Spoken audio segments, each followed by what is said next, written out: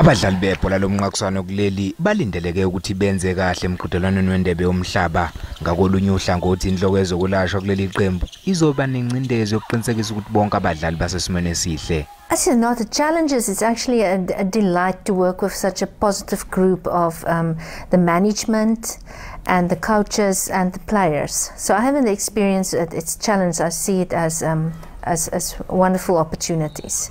Udokotela ube yingxenye yeqembu kusukela ngoMbasa nonyaka kanti futhi wake waba yingxenye yeqembu phambilini izashiya. The same as in the world with all sports, it's the same. The most common injury is ankle sprain. So this is also in the netball that we see it as the most common injury.